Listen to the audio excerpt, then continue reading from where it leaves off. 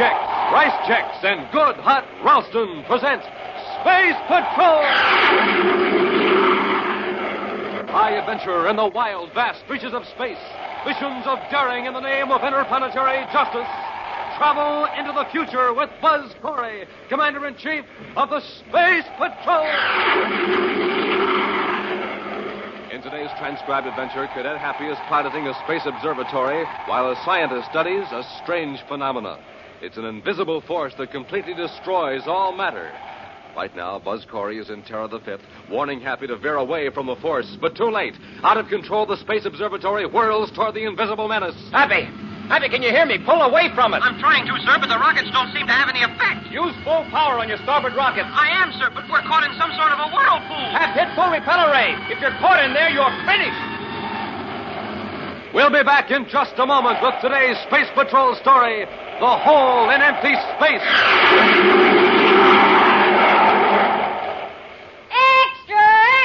Read all about it. Buzz Corry offers an official Space Patrol spaceophone set to every boy and girl on Earth. Extra, extra. You hear that, gang? That's right. Buzz Corry will send you a real, honest-to-goodness Space Patrol spaceophone set. Sounds just like a walkie-talkie. Looks just like the spaceophone Buzz Corry himself uses. Imagine, you can talk on it to someone a straight 50 feet away. Let me show you with this spaceophone right here. Calling Bob Raitt. Can you hear me, Bob? I'll say loud and clear. Just like talking on the walkie-talkie and the telephone, right? Right. I call it the magic phone you can carry anywhere. Yes, sir. See how the spaceophone sounds, boys and girls? Just like a telephone. Just like a walkie-talkie. And lots of fun. Yes, sir. So send for your spaceophone set today. You get 2 blue and yellow plastic spaceophones. You get 50 feet of communication cord. You get a spaceophone briefing sheet. Now, here's all you do to get the entire set. Buy a box of Instant Ralston. Then, with your name and address, send 25 cents in coin and an Instant Ralston box top to Space Patrol, Box 686, St. Louis, Missouri. This offer good only in continental U.S. and may be withdrawn at any time. That's Space Patrol, Box 686, St. Louis, Missouri. The Space Patrol, with its well-trained personnel, has a very high morale. Disciplinary action is rarely necessary. In fact, a serious infraction of important regulations is so unusual that Commander Corry himself insists on a personal accounting from the men involved. Right now, Buzz is reading a report from the Commandant of the Mercury Patrol Squadron as Happy enters the central office on Terra. Commander. Yes, Happy? Lieutenant Grayson's waiting in the outer office. Oh, thanks. Ask him to come in, please. Yes, sir. Lieutenant Grayson, Commander Corry wants to see you. I'll call you when I'm through here, Happy. Yes, sir.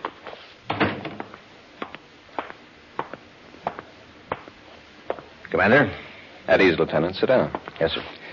You have an exceptionally fine record. I've been looking it over, and so far I can find no explanation for your behavior the last few hours. I'm sorry, Commander. Is that all you have to say? Except that I'm ready to take the brainograph test. Lieutenant, it shouldn't be necessary to resort to the brainograph to obtain a routine report from a Space Patrol officer. I realize that, sir.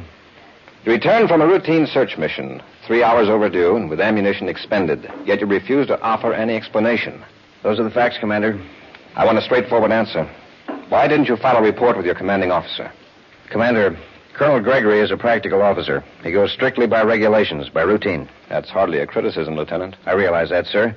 But if I told Colonel Gregory what happened out there, he'd conclude that I was, well, space happy. You're not responsible for the conclusions of your commanding officer. In all due respect, Commander, in this case, I'm not so sure. What do you mean? Something's out there in space that regulations don't cover. Commander, I want a brainograph test so I can be sure of myself, sure that my mind isn't playing tricks on me. Grayson, suppose you tell me the whole story. All right, Commander. I was about to head back for Mercury when I saw a meteor. I tracked it on the viewscope to see if it was headed toward any shipping lanes. Yes? It was still pretty big on the screen when it suddenly vanished. Exploded? No, sir, just vanished. I started after it and checked for fragments. There weren't any. It was just as though the meteor disappeared into a hole in space. A hole in space? I know it doesn't make sense, but that's the only way I can describe it. Nothing showed up on the viewscope. I tried both the ultraviolet and infrared scanners. Nothing. What about the cosmic missiles you fired? I swung in a wide circle around the point where the meteor disappeared. Suddenly, a black spot appeared on the sun, as though a planet were between me and the sun, an eclipse. But it wasn't a planet? No, Commander. There was no planet within thousands of DUs. There was nothing, no solid object to account for that spot. Well, maybe it was on the sun itself. No, because it moved across the sun in relation to the movement of my ship. That's when I fired the cosmic missiles. What happened? The missiles vanished. Without an explosion? Without an explosion. Lieutenant, that's the strangest story I ever heard. You don't believe me? I didn't say that. I think your account deserves further investigation. You should have told Colonel Gregory. He'd have put me in the infirmary for mental and emotional checkup. I figured I'd get a brainograph test sooner if I risked disciplinary action.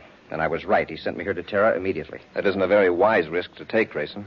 Commander, that thing in space, whatever it is moving. Moving toward the inner planets. Can you point out the location where you saw it on that wall chart? Yes, sir. It was approaching the Mercury orbit on a line from the star Myra. About here, sir. How fast was it moving? It seemed to vary, but at the time I wasn't in any condition to make accurate measurements. I thought I was going space happy for certain. Are you ready for that brainograph test? Yes, sir. Then come on. Oh, excuse me, sir. Happy, will you get Major Robertson? I want to run a brainograph test. Yes, sir. Oh, here's a top priority bulletin from communications, sir. A robot space freighter vanished. What do you mean, vanished? Well, it suddenly pulled off course. 2 passenger ships tracked it. It swung in a wide circle, then smaller and smaller circles, and then just disappeared. Not a trace on the viewscopes. Where did this happen? Midway between Mercury and Venus, sir. On an orientation line with Myra. Lieutenant Grayson, I think we'll cancel that brainograph test. Happy. Yes, sir. Get my ship ready immediately. I'll notify Colonel Gregory that Lieutenant Grayson is assigned to temporary duty with headquarters. Thank you, sir. As astrogator aboard Terra 5.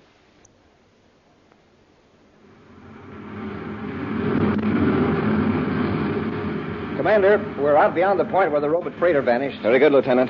Happy, establish a zigzag course toward the sun. Yes, sir. We'll lace back and forth across the line between the sun and Myra. Reduce our velocity to 10,000 DUs. Right, sir.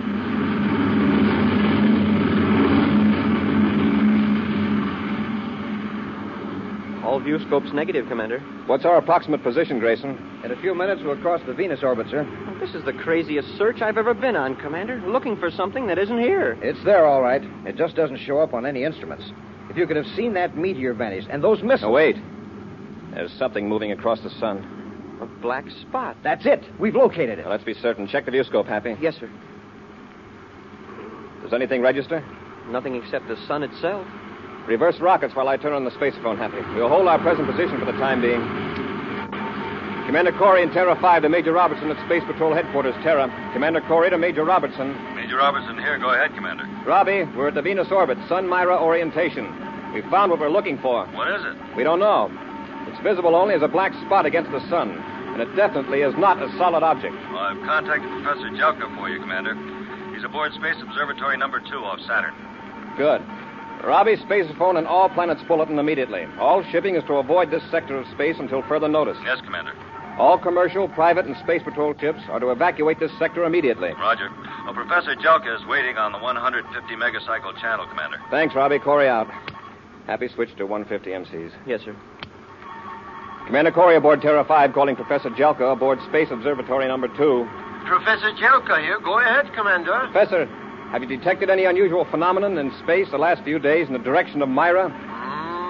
No, Commander.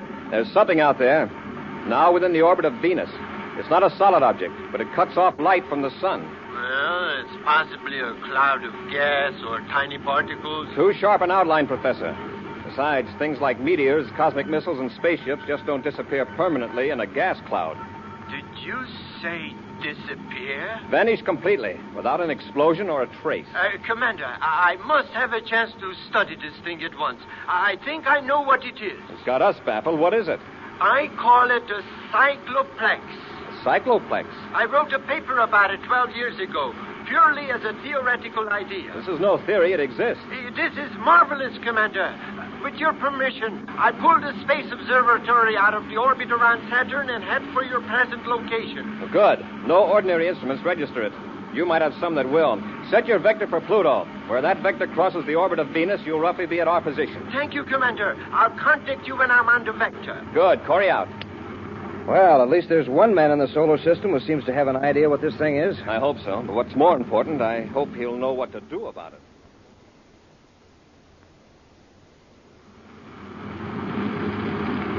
I've got the observatory in the viewscope, sir. It's only a few DUs away. A very good time, considering. Turn on the spacephone, Happy. Yes, sir. Corry aboard Terra 5 calling Professor Jelka. Jelka here. Go ahead, Commander. We've picked up the observatory in the viewscope. Have you located us? Yes, Commander, but I can't detect the cycloplex. I've used several types of detection devices. You'll see the black disk against the sun in a few minutes. We'll join space locks with you and come aboard the observatory. Very good, Commander. Corry out. Grayson. Yes, sir. While Happy and I handle the controls, you watch that black spot. If it moves away from the sun, let me know. Right, Commander.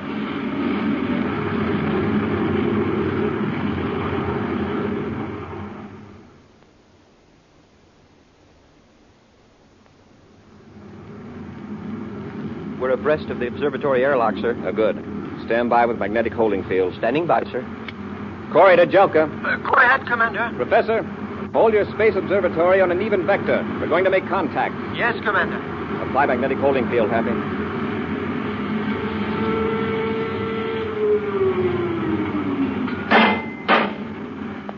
Space lock secured, sir. Lieutenant Grayson, keep an eye on the controls. Happy and I will enter the observatory. Yes, sir. Open the inner hatch, Happy.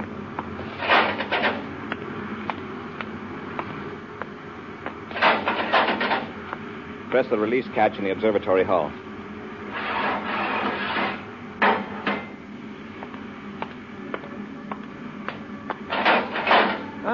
Come in, Commander. This is the most thrilling moment of my life. Professor Jelka, it's about the most puzzling moment of mine. Now, this is my cadet, Happy. How do you do, Professor? How do you do? I tell you, Commander, this is a cycloplex, just as I described it 12 years ago. They really do exist. Well, fine, Professor, but tell me, just what is a cycloplex? Well, you might call it a hole in space. That's just the way Grayson described it. Grayson? Lieutenant Grayson, the Space Patrol officer who discovered it. Professor, this cycloplex has already destroyed a meteor, 2 cosmic missiles, and a robot spaceship. And it's moving toward the inner planets. If it holds its present direction and velocity, Mars will move right into it in a few days. That would indeed be a calamity. What's the nature of this thing? What happens to objects that move into it? Well, they are transported into other dimensions, or perhaps into a matrix of several dimensions. Well, they cease to exist in space as we know it, that's certain. Yes. For years, mathematicians have speculated on the possibility of many separate dimensions existing simultaneously. I'd like to circle around it and study it some more, or to maneuver the observatory and still manage the instruments. Well, Commander, the controls are very much like standard spaceship controls. Couldn't I work them while the professor handles the instruments? That would be splendid. All right, Happy, you maneuver the observatory. I'll go back to our ship with Grayson. We'll keep you informed as nearly as we can on the location of the cycloplex. Commander, they're getting pretty close. I'll tell Happy to be careful. Commander Corry to Cadet Happy. Happy here. Go ahead, sir. You're veering pretty close to the cycloplex, Happy. Change your vector. The professor wants me to hold it on this heading, sir. His instruments are beginning to pick up something. Remember what happened to that robot spaceship, Cadet? But this isn't a robot, and the instruments are picking up something. We are on the verge of an exciting discovery, Commander. According to my theory... Well, right now, Professor, I'm relying on Grayson. He's had practical experience with this thing. Happy, this is an order. Pull away from the cycloplex. Yes, sir. Look at the observatory. It's whirling toward it. Happy, pull away from it. I'm trying to, sir, but the rockets don't seem to have any effect. Use full power on your starboard rockets. I am, but we're caught in some sort of a whirlpool. Pat, hit full repeller ray. If you're caught in that cycloplex, you're finished. We'll be back with Space Patrol in just a moment. Hi, gang. Space Patroller Dick Tufeld speaking from the planet Earth. Today I'm doing a man-on-the-street report. Going to see what some of these young fellas here on their way to school think about those 3 checkerboard super cereals, Rice Chex, Wheat Chex, and Instant Ralston. Now, here's a sharp-looking lad. Say, tell me, what did you say the very first time you tried delicious Wheat Chex, that bite-sized super cereal spun out of shredded wheat? What did I say? I said, Enough said, thank you. Now, here's a fine-looking boy. Say, what do you think of Rice Chex, the bite-sized super cereal made of crisp and crunchy shredded rice? What did you say, for example, the very first time you tried it? Thank you. That's good enough for me. And here's another young man. Tell me, what's your opinion of Instant Ralston, the hot super cereal? Man, oh man, oh man, oh man. There you are, gang. That's what these fellows think about the Checkerboard Super Cereals. The only 3 official cereals of the Space Patrol. Try them yourself. You'll say the same thing. Man, oh man, oh man, oh man. Get them at your grocer's today in the red and white Checkerboard packages. The super cereals that help to supercharge you rice checks, wheat checks, and to warm up your motor, good hot Ralston. A Space Patrol officer, Lieutenant Grayson, has discovered an alarming peril in outer space, an invisible force that completely destroys matter without leaving a trace.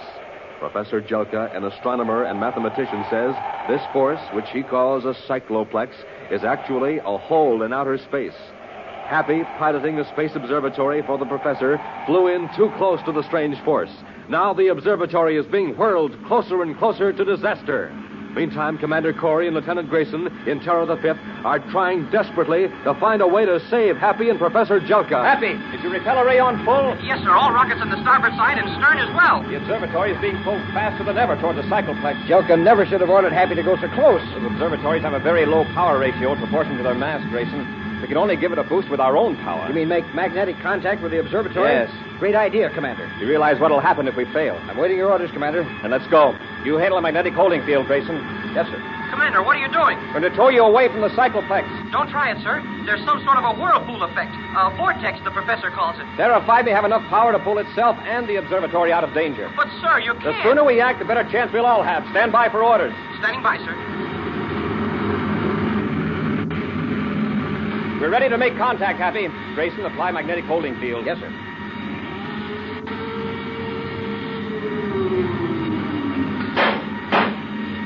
All right, Happy. Keep the observatory rockets on full power. Yes, sir. I'm going to increase our own power slowly at first. We won't try to fight the cycloplex force too strongly. We'll cut across at a tangent, understand? Yes, Commander. Here we go. Is it working, Commander? I can't tell yet. Happy, Yes, sir. as I increase the ship's power, it'll put a terrific strain on the hull of the observatory. Watch for any sign of damage. I will, Commander. There's that sound again. What is it? It's coming from the spaceophone system. Happy, do you hear it? Yes, sir. You're picking it up from the professor's instruments. He says it's caused by the cycloplex. Commander, our vector's changing. We're moving away from the cycloplex. We'll add a little more power. Happy, did the professor turn off his instruments? No, sir. Then we're free of the cycloplex pull. That's right, sir. We're swinging away in the other direction. Good. Wow. What a relief.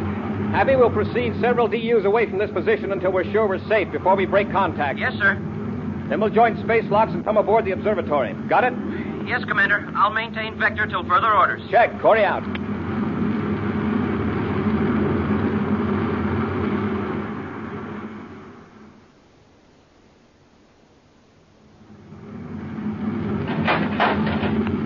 Come in, Commander. Well, how did the observatory stand up under that pull? Well, apparently quite well. Smoking rockets, Commander. For a while there, I thought we were all going to plunge right into the core of that cycloplex. I thought so too, Happy. Professor, did you manage to find out anything about this phenomenon? Very little. Although it did finally activate some of the instruments. Exactly what is it, this force? I can't say. Apparently, this vortex, the whirlpool effect, is some sort of an electromagnetism. And that might account for its effect on the instruments. And this whirlpool effect extends beyond the core. Yes, it draws the objects into the center if they get too close. We sure found that out. And we also know that this force is moving steadily toward Mars. They've got to get busy and do something. Well, is this cycloplex big enough to swallow a whole planet? What about that, Professor? Well, the core itself is fairly small, but with that vortex of force around it, it might easily demolish Mars. Certainly, it would make it unlivable. Well, how can we fight this cycloplex? Every force we know of has some other force that can oppose it. But this thing is from some other dimension, Commander. It's an intruder into our space-time system. You mean it isn't even from another galaxy? From another part of our space? Yes, it's completely new to us, Cadet. It's impossible to imagine dimensions beyond the three we know: length, breadth, and thickness. Professor, you mentioned that it has some sort of magnetic effect. That's right. Suppose we could produce a powerful magnetic force to oppose it. It that would take more power than any planet power system could produce. And how could we transfer it here? Professor, you've heard of Huddleston's ring, haven't you? Yes. Very interesting effect. What's Huddleston's ring, sir? It makes use of an effect that occurs at temperatures close to absolute zero. Oh, like those of outer space? Exactly. Extremely low temperatures, some metals become superconductors of electricity. Superconductors? They have no resistance to the flow of current. That means if a current is started in a ring made of a superconducting material, it flows indefinitely. Even when the power's cut off? Right. And if the power is constantly applied, the current builds up. It increases more and more. Oh, I see. A scientist named Huddleston has been conducting experiments with a giant ring in outer space near Jupiter. Yes. He has a laboratory spaceship in the center of the ring. Suppose that Huddleston turns the power on full, charging that ring and the magnets around it, and keeps the power on. Would it destroy the cycloplex? Perhaps. It would be dangerous. A magnetic force of incredible intensity would be built up. There is no telling. Professor, I want to send Huddleston's ring into that cycloplex. Under robot control, naturally. Well, Professor, do you think it would work? I don't know. But it's a challenging experiment. If it did, it would prove that electromagnetism is a force common to all dimensions of existence. Right now, I'm not interested in proving any theory. I want to save Mars. Happy, let's get back to Terra 5. I want to contact Huddleston. The cycloplex seems to be moving steadily toward Mars, Commander. Keep the ship moving with it, Grayson. Keep that black circle right in the center of the sun. Yes, sir. Major Robertson, Space Patrol Headquarters, Terra, calling Commander Corry aboard Terra 5. I'll take it. Happy to hand me that vector analysis, please. Here you are, sir. Corry, here, Robbie. Go ahead. We've contacted Huddleston, Commander. He's all enthused over the idea. Oh, good. How long will it take him to get the ring on the way? Or does he have to convert the controls to robots? No, a robot unit was built into the ship. Huddleston's in the ring waiting for your instructions. Well, here's the procedure, Robbie. Huddleston will pull out of the orbit around Jupiter under manual control. Check. When he's on the vector, which I give you in a minute, a Space Patrol cruiser will pick him up in space. Huddleston will handle the ring and its lab ship by remote control until we pick it up on our view scope. Got it, Commander. Then I'll take control of the ring from that point on. Okay, Robbie. Now, here's the vector I want you to relay to Huddleston. Nothing on the view scope yet, sir. Widen the scanning arc, Happy. The lab ship may be slightly off vector. Yes, sir. Commander. Yes, Grayson. Cycloplex seems to be increasing velocity. Any change in vector? No, sir. I'll check with Professor Jelka. Corry to Jelka in observatory. Jelka here. Go ahead, Commander. Lieutenant Grayson reports an increase of velocity by the cycloplex. He's right, Commander. My calculations confirm it. Is it still heading toward Mars? Yes, Commander. Is there any possibility of its changing direction? I'm afraid its motion is unpredictable. We don't know enough about it. Well, that's all, Professor. Thank you. Commander, look at the view scope. I never saw an image like that before. It isn't very clear, Happy. See if you can get rid of that blur. I'll try it, sir. No, sir. That's as clear as I can get it. I'll check with Robbie. Commander Corry to Major Robertson. Robertson here. Go ahead, Commander. We've picked something up in the view scope, but it doesn't look like Huddleston's ring and lab ship. You got a blurred blotch? Yes. Now, that's the ring, Commander. I've been tracking it from Jupiter. Huddleston says your screen's blur is a tremendous magnetic force. Right, Robbie. I'm ready to take over control of the ring. It's now 14:20 and 15 seconds, universal start time. Tell Huddleston the switchover will occur at 14:21. Corry out.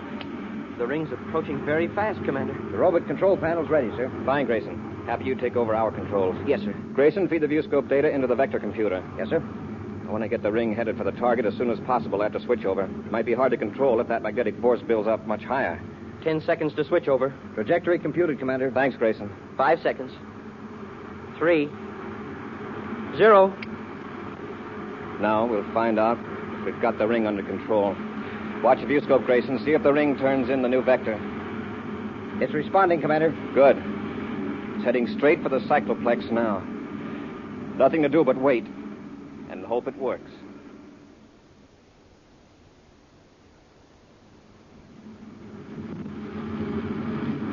A few more seconds, we'll know. Yeah, Huddleston's ring is practically in the outer field of the vortex now. Nothing's happening, though. Wait. The blur on the lab ship seems to be dimming. It's as though the cycloplex were choking down the magnetism. Look, you can see the outline of the ring now, and the lab ship. I'm afraid it's not going to work, Commander. The power of the cycloplex is too strong. Wow, look at that. The lab ship just flew apart. The ring is still intact. The blur's building up again. Magnetic force pulled the ship apart. The ring's in the black circle now. Golly, something's happening. It's a battle of magnetic forces. The black circle is growing smaller. It sure is. It's shrinking. And rapidly. If that ring can hold up long enough... The cycloplex is just a black dot. It's gone. The cycloplex is gone, Commander. It worked. Whew. Look at the viewscope, man.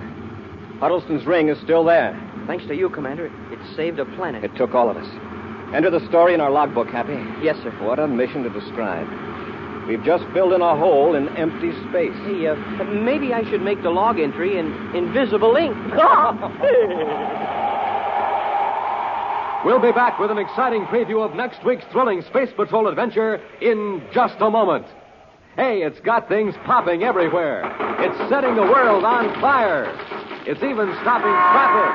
What am I talking about? I'm talking about the Space Patrol Spaceophone, and I'm going to tell you how to get a set. A set complete with 2 spacephones, 50 feet of communication cord, and an official briefing sheet on spacephoning. What an offer! What an invention! The magic phone you can carry everywhere. Sounds like the walkie-talkie in the telephone. Barrels of fun. You can talk to someone standing a straight 50 feet away. Now, I'll show you with this spaceophone here.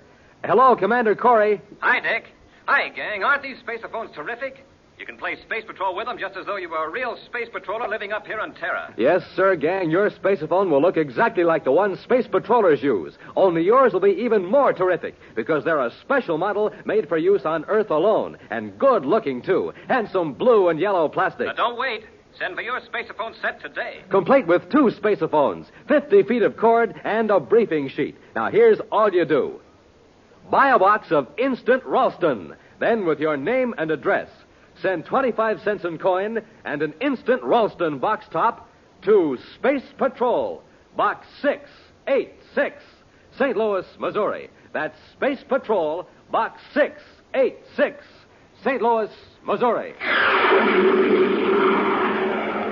And now, an action preview of next week's exciting Space Patrol story. Buzz and Happy have been captured by 2 criminals and are aboard a relay space station near the Pluto orbit.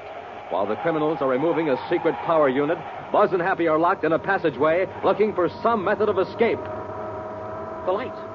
What happened to the lights? They must have disconnected the Cosmolite power unit. They'll be coming through the passage in a minute to get us, Commander. They won't need to, Happy. Stecker has already figured out how he's going to get rid of us. How? When they get back into their ship, they're going to leave the relay station airlock open. What? In a few seconds, this passage will be a complete vacuum. Every bit of air will escape into space. Be sure to be with us next Saturday for the exciting story, The Glowworm Project, when Wheat Checks, Rice Checks, and Good Hot Ralston again bring you Space Patrol! And now, a special message from Commander Corry. Boys and girls, this is your commander. I'm now holding an important bottle. When empty, it's worth very little. When filled, it's the most valuable bottle in the world. I mean, when it's filled with the greatest gift one person can give to another, his own blood. America has millions of these bottles to fill, and any grown-up can fill them. So, gang, will you help me get that message across to every grown-up in the USA? Then do this. Join the Space Patrol Blood Boosters now. Space Patrol, an original Mike Moser production starring Ed Kemmer as Commander Corry and Lynn Osborne as Cadet Happy, was written by Lou Houston, directed by Larry Robertson. Other players were Bela Kovac, Ken Mayer, Dick Beals, and Norman Jolly. Dick Tufeld speaking. Now, don't forget to tune in next Saturday and every Saturday when Wheat Checks, Rice Checks, and Good Hot Ralston again present the new exciting Space Patrol.